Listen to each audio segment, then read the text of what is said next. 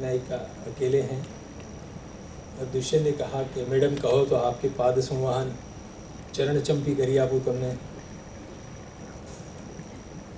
अनुनय में सब कुछ होता है। खड़ी हो जाती है, चली जाना चाहती है शकुंतला। तब दुष्यंत के मुख से एक श्लोक निकलता है, उत्सृज्य कुसुम शयनम कथम आतपे गमिष्यसि। पुष्पों के बिछौने पर तू लेटी हुई है, इस कड़ी धूप में बाहर कैसे जाओ? कथम आतपे गमिष्यसि, यानी दोपहर का टाइम है, मध्याह्न का समय है।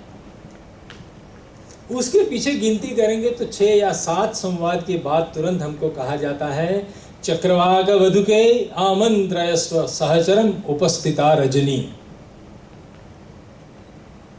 इतनी जल्दी रात आ गई, शाम भी नहीं ढली अभी तो। उससे पहले कहा जाता है कि उपस्थिता रजनी, यानी 6-7 संवाद के बीच में कोई बड़ा दृश्य था जो हटाया गया है।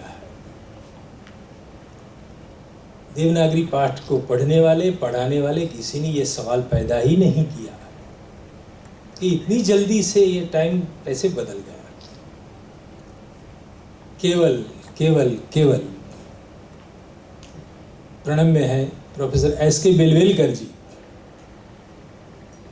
जिन्होंने जर्मनी में एक आर्टिकल प्रकाशित किया था कि इसमें कुछ कटौती हुई। ये मेरी बात नहीं है, लेकिन वो महाशय लगे थे महाभारत की क्रिटिकल एडिशन के लिए और उनका आर्टिकल विदेश में छपा, इसीलिए किसी को ये बात मालूम नहीं आई और 100 साल पहले लिखा गया था। हम उसके पीछे पड़ गए थे, आदू कहीं पाछड़ पड़े थे, होदी लावे लेख। तो हमारे गुजराती में सरोज जी अदरक खा के पीछे पड़ना। तो वो आर्टिकल हमने प्राप्त करके देखा कि उन्होंने ये बात बताई है कि इसमें कुछ निकल गया है। तीसरे अंक के उपांत्य श्लोक, अब उसे एक मार्ग मिल गया मुझे कि कैसे इस ड्रामा की टेक्स्ट को देखना है। मेरी शिक्षा दीक्षा एस.के. बेलवेलकर से ज्यादा हो गई, वो भी व्याकरण थे मूलतः। तीसरे अंक का जो उपांत्य श्लोक है, तस्याः पुष्पमयी शय्या, उसमें दुष्यंत जब गौतमी शकुंतला को लेकर चली जाती है, रंगमंच पर अकेला रह जाता है हीरो, तो वो कहता है कि how can I go outside, ये रंगमंच छोड़कर मैं जा नहीं सकता। क्यों नहीं जा सकता भैया? तो तू नहीं लेकिन तेरी फोटो तो है, शकुंतला नहीं लेकिन शकुंतला की याद देने वाली 3 चीज है रंगमंच पर। जिस पर वो लेटी थी वो पुष्पमयी शैया अभी वहीं पर है। शकुंतला ने अपने नाखून से नलिनी दल पर लिखा हुआ मदन लेख, love letter is very much there. Shakuntala नहीं, लेकिन शकुंतला का प्रेम पत्र छोड़ के मैं कैसे जा सकता हूँ, यहीं पर छोड़कर गई है। और हस्ताद् भ्रष्टम विसाभरणमिदम् इति आसज्जमाने क्षणो निर्गन्तुं सहसा नवेत सगृहात् शक्नोमि शून्यादपि। और इसके हाथ से गिरा ही है। शकुंतला निसर्ग कन्या थी, सोने के चांदी के कोई गहने नहीं पहनती थी। जो कमल तंतु जो थे, 20 तंतु, उसका ही आवरण बनाया था, वो उसने जाते समय अपने हाथ से गिरा दिया था। उसको छोड़ के मैं कैसे बाहर जाऊं?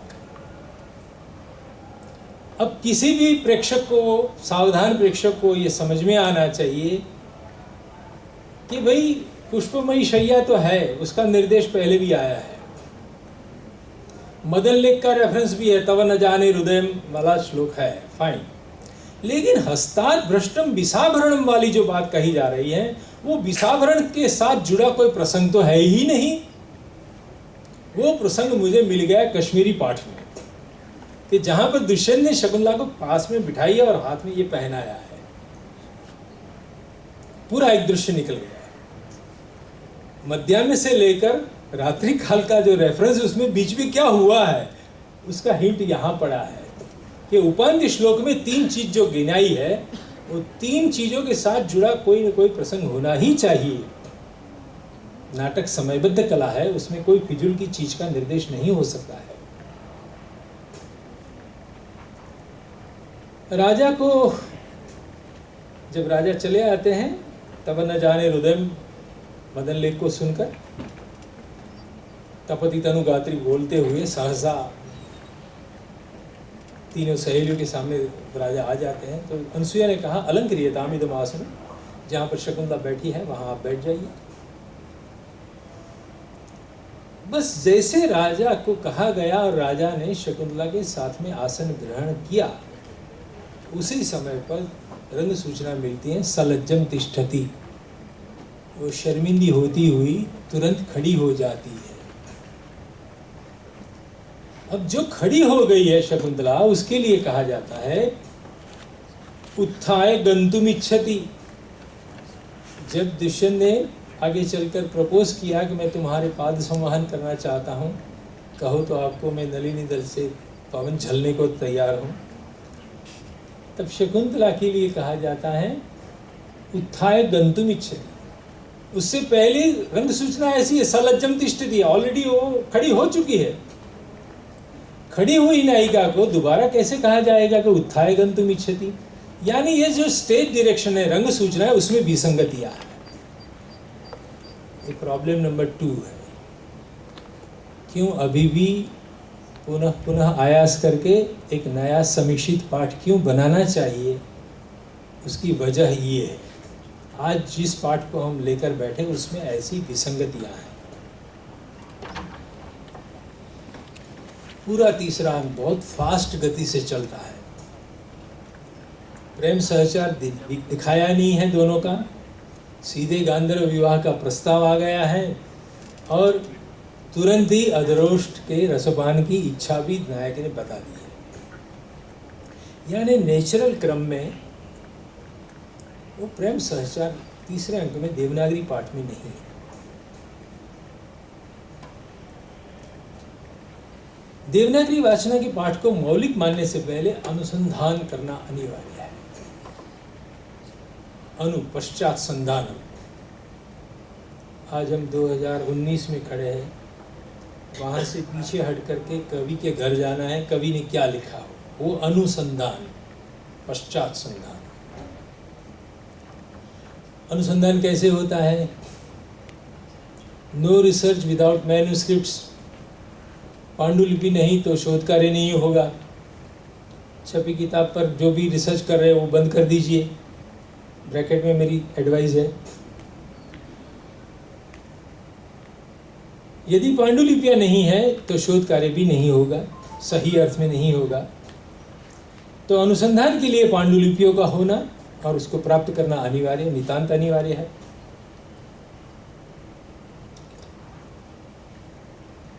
अभी तक ऐसे अनुसंधान के बिना जो भी लिटरेरी क्रिटिसिज्म आया है, साहित्य समीक्षा अभी तक जो प्रकाशित हुई है, जैसे कि कहा गया है कि अभिज्ञान शाकुंतल में नाट्य तत्व कम है और काव्य तत्व ज्यादा है। दुष्यंत ने शकुंतला को गांधर्व विवाह के लिए उकसाई है।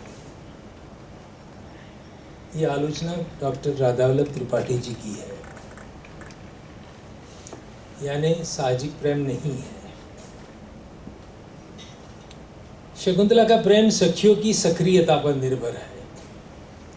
जैसे मालविका अग्निमित्र में अग्निमित्र का प्रेम नर्म सचिवायत्त है, विदूषक के अधीन है, उसी तरह से देवनागरी वाचना वाले शाकुंतल में अनुसुईया प्रेमवदा की सक्रियता पर शकुंतला का प्रेम निर्भर है, इत्यादि। तो literary criticism should be preceded by textual criticism. कोई भी साहित्य समीक्षा शुरू करने से पहले उसकी पाठालोचना करनी चाहिए। रिसर्च का ऑर्डर क्या हो सकता है? तो पाठ संशोधन प्रथम चरण पर है। बिना पाठ निश्चित किए आप साहित्य आलोचना नहीं शुरू करेंगे, नहीं तो आपका किया हुआ वो साहित्यिक मूल्यांकन अस्थायी सिद्ध होगा। देवनागरी पाठ को लेकर जो भी हम कालिदास के नाम पर तिलक करते जा रहे हैं, लेकिन कोई आके कहे कि कश्मीरी पाठ में ऐसा है, आपने बनाई इमारत ध्वस्त हो जाएगी।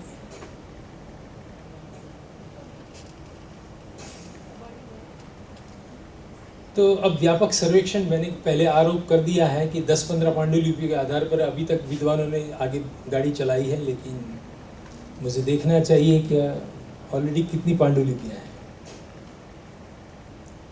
तो न्यू कैटलॉगस कैटलॉगरम और नेशनल मिशन फॉर मैन्युस्क्रिप्ट्स, उसका जो डेटा वेबसाइट पर उपलब्ध है उसका मैंने आलोचन की, सामग्री इकट्ठी करने के लिए देखना शुरू किया और बहुत सारे स्थानों पर मेरे छात्र वगैरह पहुंचे और वहाँ से बहुत सारी पांडुलिपि एकत्र करना शुरू कर दिया। एनएमएम के डेटा में क्या है, एक जरा हाइपरलिंक आपको दिखानी जरूरी होगी।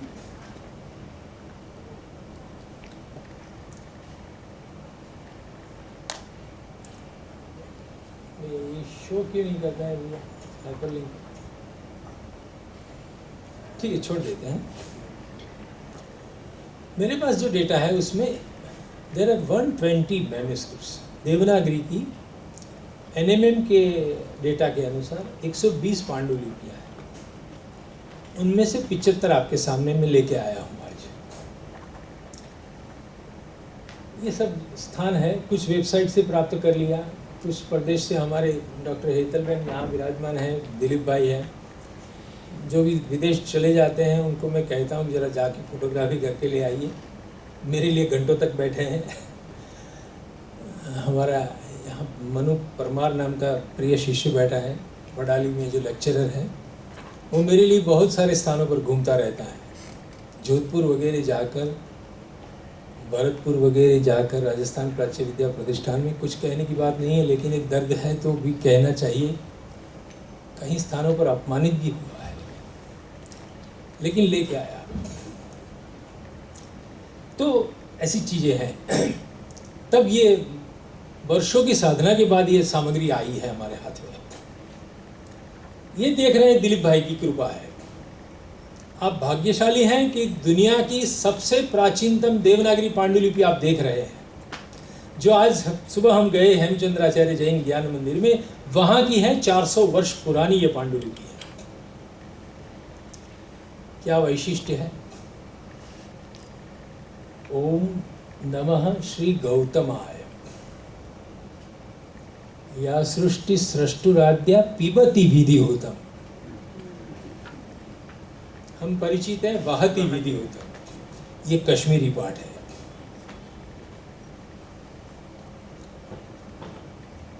चतुर्थ चरण नंदी श्लोक। प्रत्यक्षाभि प्रसन्नस्तनु विरवतु वस्ता विरष्टा विरीश।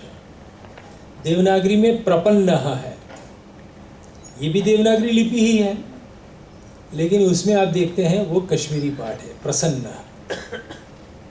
भगवान शंकर 8 तनु से आप हम सब पर प्रसन्न हुए हैं। जल, अग्नि, वायु, सूर्य, चंद्र के रूप में भगवान शिव प्रसन्न हुए हैं। और नटी के मुख से इस नाटक का शीर्षक, ग्रीन कलर की लाइन, अहिंडाण सौंदड़ा नाम नाडअम अपूर्वम नाडअम प्रयोगे अधिक्रियताम इत्यादि। तो नटी के मुख में जो कश्मीरी टाइटल है अभिज्ञान शकुंतला नाम नाटकम, उसका एक प्राकृत है। यानी इस पाटन नगरी में सारी दुनिया की सभी जो देवनागरी पांडुलिपियां हैं शाकुंतल, उसकी प्राचीनतम है, 400 वर्ष पुरानी है, उसमें कश्मीरी पाठ का प्रतिबिंब है। गुण सौभाग्य सूरिभ्यो दत्तेयम प्रति ही, ये पुष्पिका में लिखा हुआ है।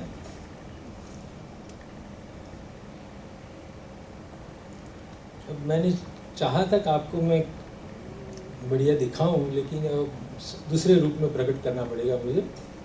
तो 75 पांडुलिपियाँ कंप्यूटर की एक्सेल शीट में मैंने दाखिल कर दी हैं, और वो मेरी संतुलन पत्रिका है, कंपैरेटिव चार्ट वो मेरा है। उसमें लाख स्तंभ होते हैं, कॉलम्स, और लाख पंक्तियाँ होती हैं। सॉर्टिंग फिल्टरिंग की उसमें व्यवस्था है, जिसके कारण कंपैरिजन करना आसान हो जाता है। जैसे कि देखिए, प्रथम पंक्ति में जहाँ से जो भी पांडुलिपि मैंने प्राप्त की उसका नंबर भी है, संग्रह स्थान का नाम भी है।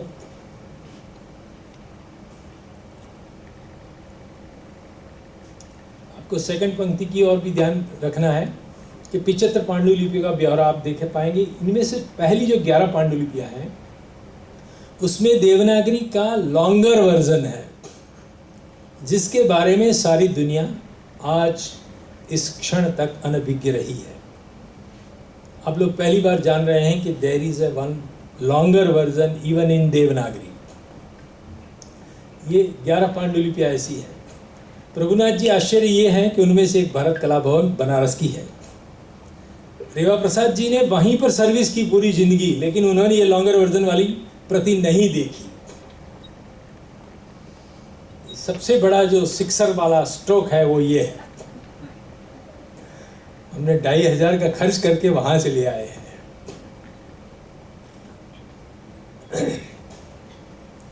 ठीक है, आगे बढ़ते हैं। अब आप देख रहे हैं 12 से 28 नंबर की पांडुलिपियाँ।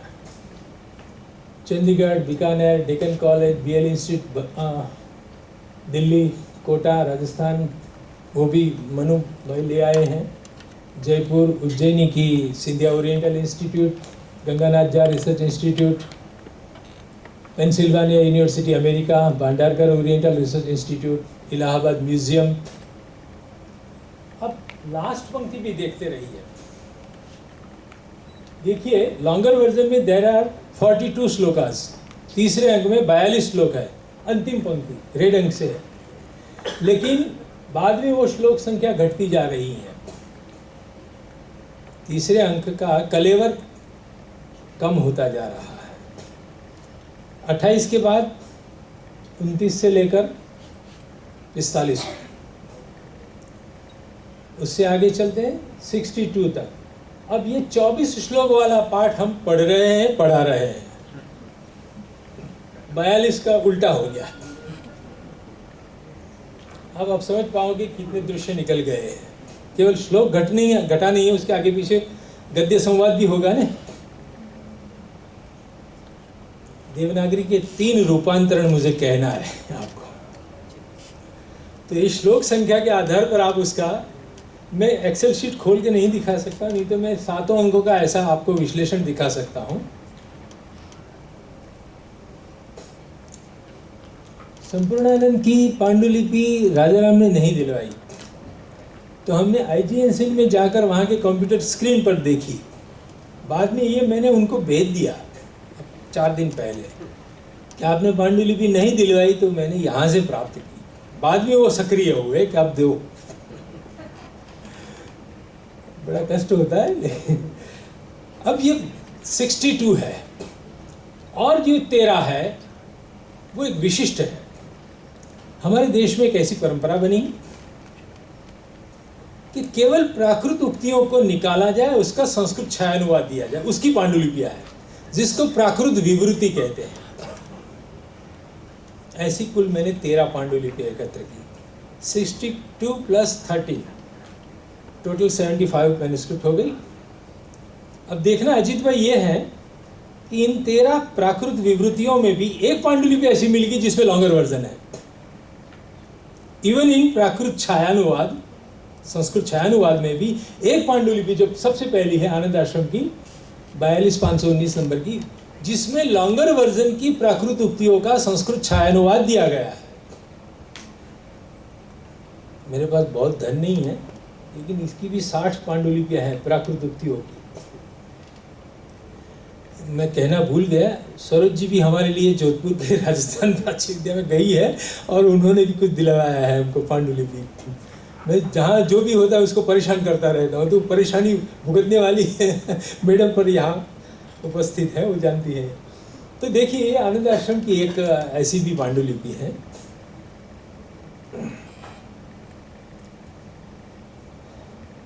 अब ये 75 मैन्युस्क्रिप्ट, उसको हाउ टू एनालाइज, भेदक बिंदु देखने में सब समान है, इसको स्क्रूटिनी कैसे की जाए। अलग अलग ग्रुप में आप सब मेरे सामने बैठे हैं, इनमें से बम्बई से कितने लोग आए, कितने पाटन प्रॉपर के हैं, कितने अहमदाबाद के हैं, कितने बड़ौदा के हैं। It's difficult. आपके फेस देखकर मैं एनालाइज नहीं कर सकता। उसका कोई तरीका होना चाहिए। ये 75 पांडुलिपियों का विश्लेषण मुझे करना पड़ेगा। तो मैंने 3 भेदक बिंदु बनाई है कि सबसे पहले तो 11 पांडुलिपियाँ लॉन्गर वर्जन वाली और 1 प्राकृत जिसमें लॉन्गर वर्जन है। कुल मिलाकर 12 पांडुलिपियाँ ऐसी जिसमें लॉन्गर वर्जन है। तो तीसरे अंक का कलेवर कितना लंबा चौड़ा है, ईयत्ता के आधार पर एक भेदक बिंदु बनाया। ठीक है। बाद में लेटी हुई शकुंतला को सलज्जम खड़ी करने के लिए अनेक पाठांतर दिखाई पड़े। शकुंतला प्रेमाविष्ट दशा में है, सोई हुई है। अब कभी न कभी उसको रंगमंच पर खड़ी भी करनी तो पड़ेगी ना। खड़ी करने के लिए क्या क्या तरीके आजमाए हैं रंगकर्मियों ने, नटमंडलियों ने। सब में समान नहीं है, सबके अंदर अलग अलग युक्ति प्रयुक्तियां हैं, मंचन के प्रकार हैं। जो पर्टिकुलर जैन देवनागरी है उसमें एक विशिष्ट दृश्य है अजीत भाई। नम्रमुखी तिष्ठती, और राजा के आ जाने के बाद वो जहाँ पर सोई थी वहाँ कमल की एक कली भी थी, वो उसको लेकर खड़ी होती है और वो उसके पन्ने खुलती हैं, कमल पुष्प को खिलाती है, शर्मिंदी होती हुई खड़ी रहती है। लज्जा का अभिनय करवाने के लिए कमल दल खोल रही है और वहाँ पर एक सुंदर श्लोक भी है। स्मरण आता है कुमार संभव का, लीला कमल पत्राणी गणयामास पार्वती। कुमार संभव में पार्वती जब उनकी शादी की बात घर में चलती है तो पार्वती ने जैसे लज्जा का अभिनय किया था उसी ढंग वाला एक दृश्य देवनागरी में भी है।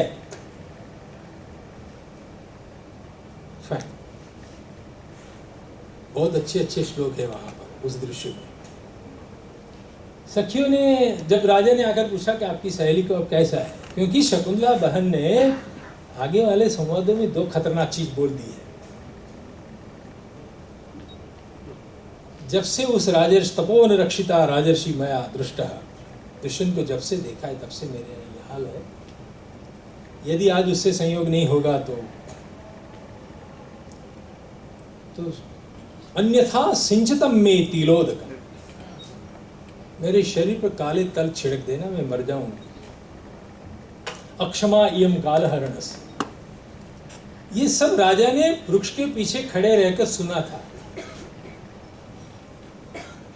इसीलिए वो पूछा जाता है कि आपको कैसा है, आपकी सहेली को कैसा है। तब कहा जाता है कि लब्धोषधा उपशमम गमिष्यति। अब उसको औषध मिल गया है, दुष्यंत आ गया है, अब उसका कामज्वर ठीक हो जाएगा। ये दूसरा तरीका। वो कमल वाला दृश्य किसी ने हटा दिया, ये इंट्रोड्यूस हुआ। तीसरा एक पाठ में ऐसा भी है कि मेघनादा हता मयूरी इव, मेघ गर्जन से जैसे ग्रीष्म काल में तप्त हुई मयूरी बैठी हो जाती है, खड़ी हो जाती हैं, उसी तरह से शकुंतला खड़ी हो रही है। तीसरा पाठ बताया। और इन दोनों में से किसी का भी उपयोग किए बिना सीधी 2 रंग सूचनाएं दी जा रही हैं एक साथ में। राजा उपविशति, शकुंतला सलज्जम तिष्ठति। बिना एनी ड्रामेटिक टेक्निक राजा बैठा, उसी झटके में शकुंतला को खड़ी कर दी। हम उस पाठ को पढ़ा रहे हैं। कितने पोएटिक अंश हमने निकाल दिए और जिसको पकड़ के हम बैठ गए हैं। जैसे राजा बैठे वैसे शकुंतला खत्म। तो दिस आर द 3 वर्जन्स। लाइए दोस्त मेरे लिए लाइए। एक 42 श्लोक वाला रूपांतरण है, दूसरा है 30 श्लोक वाला, और तीसरा है 24 श्लोक।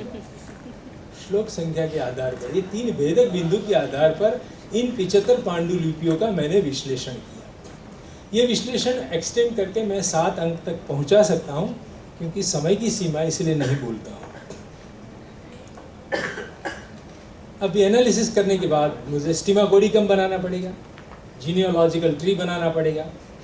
रिसर्च मेथोडोलॉजी में ये भी बात आती है, प्राप्त की गई पांडुलिपियों को कौन पूर्वज प्रति है, कौन वंशज प्रति है, फैमिली ग्रुप बनाने पड़ते हैं। तो सबसे पहले तो ये सुन लीजिए, देवनागरी को हमने कहा है पंचम पायदान पर आई हुई वाचना, यानी पुरोगामी में तो कश्मीरी, मैथिली, बंगाली एस्टेब्लिश थी, उनमें से पाठ ग्रहण करते हुए कुछ नए पाठ दाखिल करते हुए देवनागरी पाठ बनाया है। तो नवीनीकरण करके देवनागरी का बृहद पाठ बनाया गया। उनमें से 12 पांडुलिपियाँ ऐसी बच गई हैं कि जिनमें लॉन्गर वर्जन सुरक्षित आज भी उपलब्ध हो रहा है। अब इन नए ढंग से पाठ योजना भी की गई है, वो एज इट इज़ कश्मीरी का अनुकरण नहीं है, नए ढंग से उस पाठ को दोबारा बिठाया गया है और एक नया दृश्य भी दाखिल किया गया है। क एक युद्ध की 1 से 5 पांडुलिपियाँ हैं और ख एक जुथ में 6 से 12 पांडुलिपियाँ आती हैं। उनमें से लब्धोषधा उपशमम गमिष्यति या मेघनादा हता मयूरी का उपमान होना या नहीं होना, उनके आधार पर जो बंटवारा होता है वो क2 और ख2 के नाम पे आता है, जिसमें 12 से 26 नंबर वाली जो पांडुलिपियाँ मैंने दिखाई थी वो क2 में आती हैं और ख2 में आती हैं 27 से 62 पांडुलिपियाँ। इसके आधार पर अब हम देख रहे हैं कि 800 वर्षों के अंतराल में देवनागरी पाठ के 3 रूपांतरण पैदा हुए हैं जो आज भी पांडुलिपि में सुरक्षित हैं। लेकिन हमारे पूर्वज प्रोफेसर्स ने केवल 10-15 पांडुलिपियाँ देखकर प्रकाशित कर दिया और सबके हाथ में संक्षिप्त पाठ आया, जिसको हमने पकड़ लिया ईश्वर चंद्र विद्यासागर के कहने से। लेकिन आज जब ये 75 पांडुलिपि का विश्लेषण मैंने किया तो मालूम हुआ केवल एक रूपांतरण नहीं है, 3 रूपांतरण हुए हैं। 16वीं शती की पांडुलिपि जो पाटन की है उसमें सुरक्षित रहा पाठ बृहत्तम है। पांडुलिपि का लेखन काल 16वीं शताब्दी, 400 वर्ष पुरानी, लेकिन उसमें जो पाठ है प्रभुनाथ जी, उनमें बहुत सारे सेंटेंसेस ऐसे मैंने प्राप्त किए, वो श्लोक नहीं है, गद्य वाक्य है, जो भोजराज ने श्रृंगार प्रकाश में उद्धृत किया है, जो रेवा प्रसाद ने एडिट किया है। रेवा प्रसाद जी उनको पकड़ नहीं पाए कि देवनागरी के बृहद पाठ से ये उद्धरण आ रहे हैं। ये जब मैंने पांडुलिपियाँ देखी तब मालूम हुआ कि भोजराज के समय में यानी 11वीं शताब्दी में 1050 में ये पाठ भोजराज के सामने था, जो पाटन की पांडुलिपि में है वही पाठ, यानी 11वीं शताब्दी में लॉन्गर वर्जन था। उसके बाद 800 साल के अंतराल में धीरे धीरे धीरे धीरे नटमंडलियों ने उसमें कटौती करते करते हमारे पास पहुंचा दिया 24 श्लोकों वाला तीसरा अंक। सेकंड लेवल पर तृतीय अंक के 3 दृश्य को हटाकर बनाया गया संक्षिप्त पाठ, जिसमें 29 से 31 श्लोक का कलेवर मिलता है,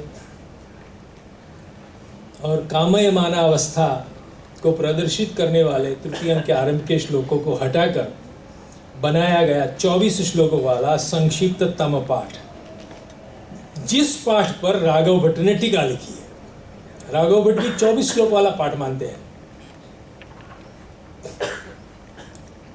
तो ये यात्रा है देवनागरी की। 3 वर्जन्स इस रूप में आ रहे हैं। तृतीयांक के कुसुम शयना शकुंतला दृश्य की परिवर्तन यात्रा, पूरे नाटक की परिवर्तन यात्रा देखने के बाद पर्टिकुलर एक फोकस में करना चाहता हूँ